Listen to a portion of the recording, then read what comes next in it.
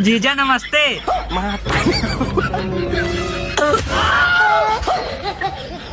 हट साला, तुम्हारे यहाँ हमेशा यही नौटंकी रहता है। अरे वो लड़का है, उसको बुद्धि नहीं है तो तुम्हारे अंदर तो अकल है। अरे दामाद जी, आप नहीं जानते, वो बहुत हरामी लवंडा है। चलिए घर में चलिए। रुको जरा, सबर करो। अरे यार, हम कह रहे हैं घर का दुलारा लड़का है तो शरारत तो करबे करेगा।